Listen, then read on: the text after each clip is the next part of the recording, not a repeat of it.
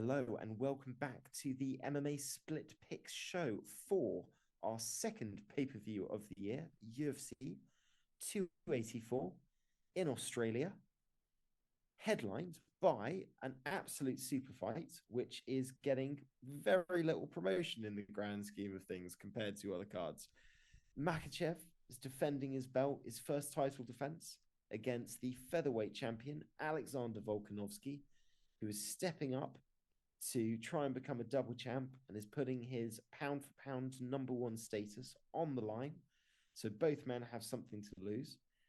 We've also got a co-main event as Volkanovski is going to be up at lightweight. He hopes for a little bit longer as he hopes to win that belt. There's going to be an interim fight for the interim featherweight title. I did not do a good job of saying that. Between Yair Rodriguez and Josh Emmett. Build Plenty of suspense other when you repeat exciting the fights. words. Build suspense. It was just suspenseful. Well, I appreciate that, Josh. I am one half of this podcast hosting duo, and Matt, joined as always by Josh, who you have already heard. And Josh, what is your excitement level ahead of this card? Is it more than the excitement level the UFC have been producing with their promotion? Yeah. I'd say this is like a 9. If we still had Whitaker on here, I'd maybe thinking about bumping up to a 10. But yeah, that's a shame. That's a real shame. The yeah. Whitaker Costa fight would have made this a very nice little treat. But we've still got some insanely good fights. Even if they have put Parker Porter on the main card, you know, at least he is fighting Justin Tafa, who's from that part of the world. And honestly, I'm not sure what the actual rundown is. But on one website, I had Tyson Pedro, Medescus, Bukowskis kicking things off, which that must be higher up on the card. But even that one, I'm pretty. I can't remember who Pedro was supposed to fight, but Bukowskis obviously already washed out of the UFC once, put a couple of wins together in Cage Warriors, and he's right back in there.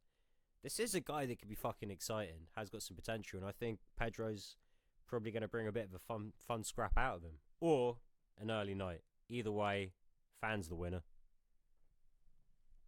Yeah, there's a lot of fun fights. Him versus Bukowskis is a fun fight. Kulabau versus Barrier, I'm looking forward to. A couple of slightly lesser known names on the prelims, but Luma Lookbon-Me versus Elise Reed, I think could be a lot of fun.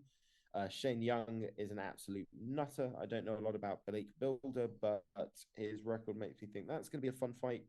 Lots to look forward to, but I think we would be doing our listeners a disservice, Josh, if we did not start with Makhachev versus Volkanovski.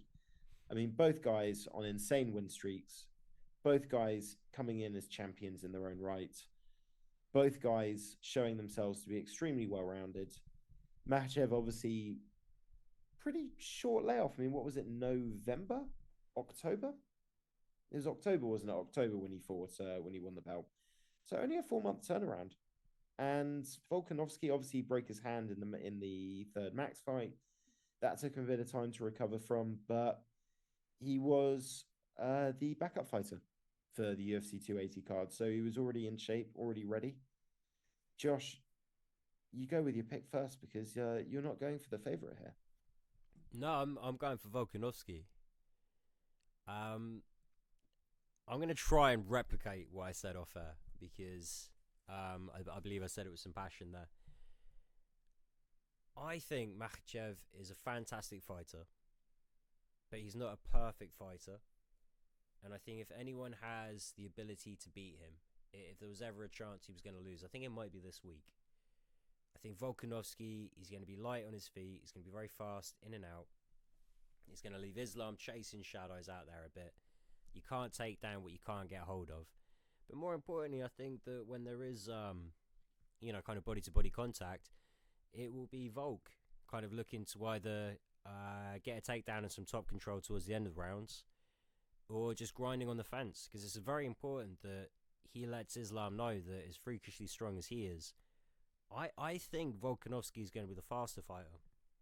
I think he's also potentially going to be the stronger fighter. And he's technical as all hell. He really can come in and out and change things up. it's going to be very hard for Islam to get a read on him with the positioning and the stand up.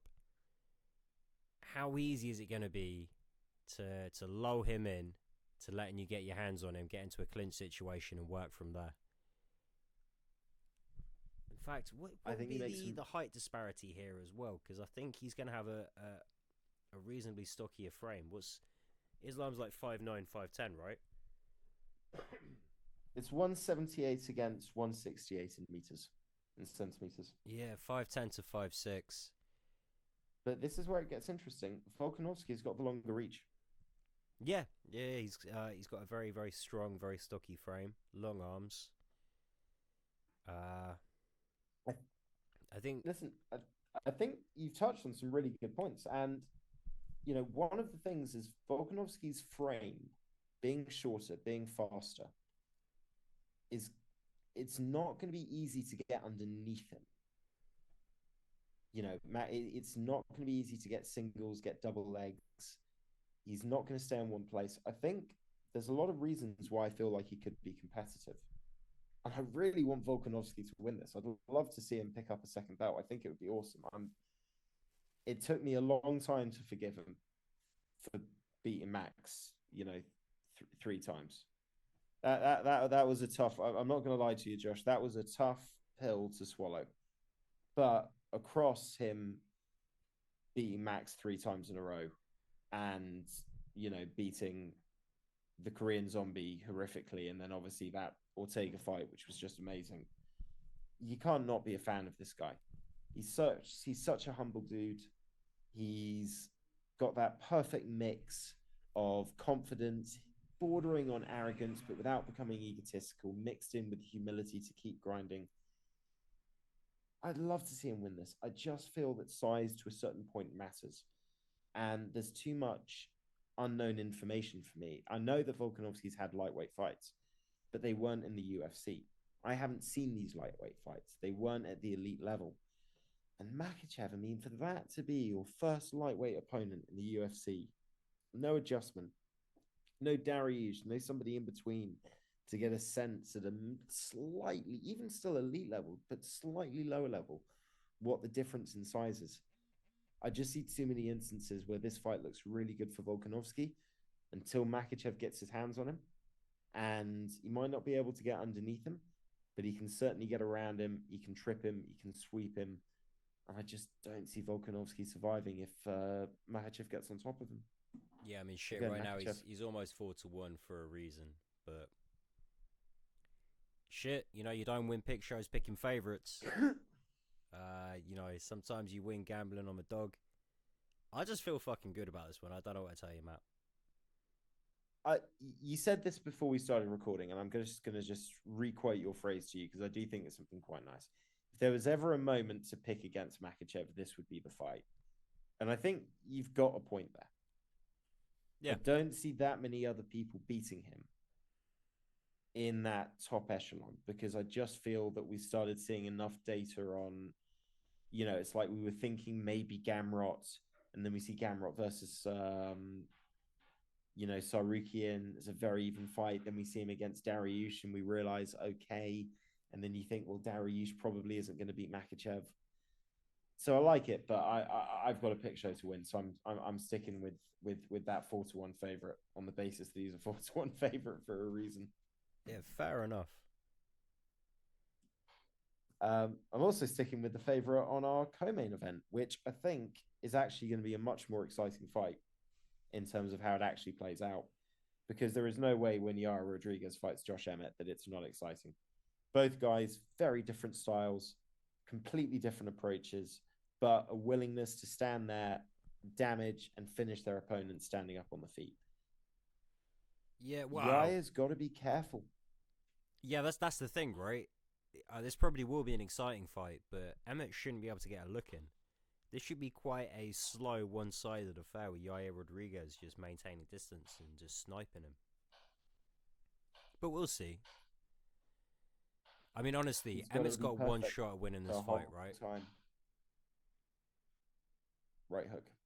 Right or left hook. But here's the thing. Emmett is 37, maybe even 38 years old. He knows this is his last go. He knows, and we saw this in the Cater fight. He's going to manage that gas tank. He's going to stay extremely defensively disciplined, and he's going to look for opportunities to blitz forward and land bombs. And the problem Rodriguez has got is that it only takes him setting up the wrong move, the wrong kick, just getting the distances a little wrong, or getting Emmett into a state where he just presses the fuck it button, goes forward, and you don't hit him with a shot to stop him. And you could be caught in a bad position, hard and clean. And it would be just the kind of thing. Emmett is just that kind of guy who will find a way to stay in a fight and look for his moment. I mean, he's only got 2 losses on his record. I don't think he's been finished. I'm going to double check this because in case I might be talking out of my ass. That's an interesting one, actually. I can't remember him being finished. Oh, yeah, Jeremy Stevens. But Jeremy Stevens. Oh, the flying into the face. You're right. You're right. Okay. He's only ever been knocked out once in his entire career. I don't think this guy goes away easy, man. And the problem with Yair Rodriguez does come down into durability. It's like, he looked amazing against Max. He was doing really well, but he broke his foot in that fight. And he's broken his foot in other fights. And he's had injuries in other fights. And to his credit, in a lot of those fights, he's won. But you could be, let's say it's 2 rounds in. You're 2 up against Josh Emmett. It's all going brilliantly. And then you fracture your foot. And then he starts landing hard on you. And all of a sudden, you start getting a little bit more tired because you've been burning more energy than him. This could go south quickly, but I'm still sticking with Yair because I've got to pick the talent. Well, I mean, if he doesn't fight a stupid fight, he shouldn't be tired getting into the championship rounds. And honestly, I think if he just maintains his distance and just makes it a miserable night for Emmett will be forced to try and be first on the exchange. He'll have opportunities to knock him out. He'll have opportunities to land big shots if he stays patient. I think he just has to let those opportunities come to him. He'll be faster. He'll be noticeably faster. Yair should be winning this one all day long. But hey, Emmett's got that chance. He's got that equalizer. He's got that chance to change the fight in one moment. Yeah. Similar to our next competitor, Jack Della Maddalena, this is a huge step up. Randy Brown is a huge step up. And it's that reason that I'm picking Randy Brown. I think Jack Della Maddalena is as real as it gets. I just haven't seen enough to make me think that somebody that's already been through that grind, already had the hype and the high and the low, and gotten to that point now where he feels really experienced and really well-rounded and much more calm and fighting much more intelligently. I just think this is the wrong fight at the wrong time for Jack. And I think Randy Brown will get the win. But if this was a fight that happens 2 years in the future, I think Jack wins. I think he's got the highest. I'm kind of banking on the fact that outside of maybe Chaos Williams, it's been a while since Randy Brown beat someone that isn't, truly a lightweight. So I rate Randy Brown in a low-key way, but the last time he fought a guy this big probably would have been Vicente Luque. And fighting Maddalena in Australia, I got to go with Jack. Hey, it's a smart pick. I'm banking on it's a step up too far logic. I think Jack becomes a better fighter in his prime than Randy Brown. But I don't think he's better than him on Saturday. Fair to say. Next up, Justin Tafa. He's back. He's hopefully going to make weight this time. We will see. He's taking on Parsa Porker. He looks like he won't make weight, but actually will. Josh, if you pick anybody other than Justin Tafa, we are not friends anymore. Yeah, obviously I'm going Tafa on this one. Anyone but Parker Porter. That's my philosophy. ABP. Anyone but Porker. Exactly. And yes, I said them combined, but that's because I'm dyslexic. I think Porker was fair. Yeah, it's an apt description. It's not an apt description for our next two competitors. Kicking off the card, at least in my order, I've got Jimmy Crute taking on Alonzo Menifield. It might be Tyson Pedro versus Bakauskas, but let's do the pick for Crute Menifield anyway. It's got to be Crute Menifield in the slot, surely. Has to be. You know, I'm picking Menifield. I thought I was going to pick Crute. When I sent in my picks, I actually just drew the line halfway in between because I couldn't decide. But I'm picking Menifield. Speed, length, couple of bad results in a row for Jimmy Crute. He doesn't have a good reach. He can look a little slow sometimes. I think he's more well-rounded than Menifield, but I think Menifield knocks him out. You know, I almost went Menifield, but I think just playing the home game, crowd behind you. I just don't think Crute loses. Not in Perth. What are the differences between us on this one so far? Quite a What few differences. I mean, I think Taffa the only one we've done the same. Yes. Taffa and Yaya. Oh yeah, obviously. Well, Yaya picks himself. That one doesn't count. But yeah. True. So only well, three split on the main card. Always fun. Yep. On to the prelims. Tyson Pedro versus Bakauskas. I am going Pedro. Yep. Easy money. Pedro all day. Kulabau versus Bagdasarian. I'm going Bagdasarian. Same. I rate Kulabau, but Bagdasarian brothers are just just looking too fucking tasty. Shannon Ross versus Clayton Rodriguez. I'm going Clayton. Yeah, KR all day. I think this one might be the biggest favourite on the card, you know. Jamie Malarkey taking on Francisco Prado. Prado is undefeated. I do not know him. I'm going to stick with Jamie Malarkey for that reason, because I don't like picking people I don't know unless I have reason to. Yeah, kind of the same. Malarkey's decent enough. Again, Aussie fighter. Guy Malarkey. That edges it for me. I actually, for some stupid reason, put Prado on my pick, but I didn't mean to, so I'm changing that to Malarkey in the group chat, just to confirm. Cool. Jack Jenkins taking on Don Shanis. I went for Jack Jenkins. Yep, just buying into the hype. Sorry, Shameless. Jack Jenkins too. I know. Both guys have great names, but Jack Jenkins, you get the win of my pick. And hopefully the win of the fight. Loma Lookbon-Me taking on Elise Reed. This one's a hard one to call. In the end, I went Lookbon-Me. Yep, same. Actually, I think Elise Reed's decent, but I don't have this one as being as close. I think Lookbon-Me's going to get a good win here. It's a pure Muay Thai specialist against a fighter that's predominantly going to stand up. That's a good matchup for Loma. Yeah, and again, you know, it's about as close to a home card as she's going to get anytime soon. True. Shane Young taking on Blake Builder. I'm going Blake Builder. Yep, Blake the Builder. Can he win it? I'm sorry. Yeah. I'm sorry. I got no fucking remorse, to be honest. I'm glad I did it. I was almost going to go. I almost hung along with you. Don't worry. Yeah. When you're belting out former British pop #1 songs like that, you can't resist. Yeah. Yeah, Blade Builder. And Zubaira Tukagov taking on Elvis Brenner. I'm going Tukagov. Same. Wait, that is the cards. Is that everything the same on the fucking prelims?